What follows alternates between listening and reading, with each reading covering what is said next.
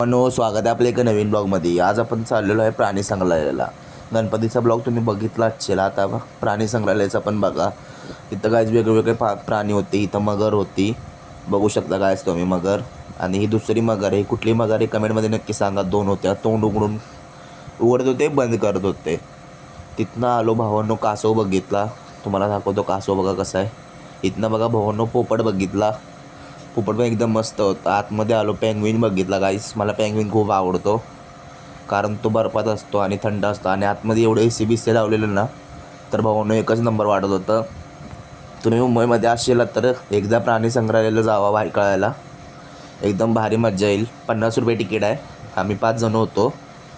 मग काय तुमचा भाऊ ऐकतो जाईल तिथं शूट घेतो. हे बघा आता आम्ही बाहेर चाललो. इथनं दुसरीकडे जायचं होतं. तिथनं बाहेर आलो तर बघा आता तिथे लिहिलं धन्यवाद. आम्ही पण बोललो थँक्यू, मंडळ आभारी.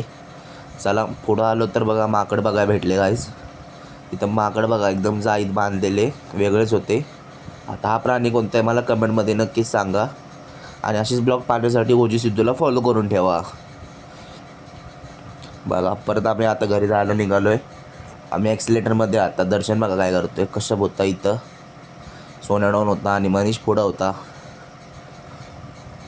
आता आम्ही जाईल भावांनो घरी. प्राणी संग्रहालय पूर्ण बघितलं. ब्लॉग कसा वाटला कमेंटमध्ये नक्की सांगा. आणि आता आपला कॉलेजचा पार्ट 3 लवकरच येतो आहे, ते पण बघायला विसरू नका. तिथनं फायनली भावांनो ॲक्सिलेटर बसले आलो. आता आम्ही जाणार ट्रेन पकडायला. ट्रेन पकडून मग आम्ही आमच्या घरी. बघा कशा भाऊ बघा कसा एकदम सगळे थकलेले काय चालून चालून.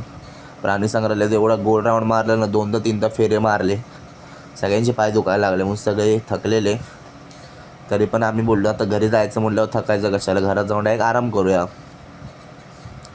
मग काय तुमचा भाऊने फटाफट शूट आवरलं. आलो फायनली एरियात. चला मग भेटू नेक्स्ट ब्लॉगमध्ये.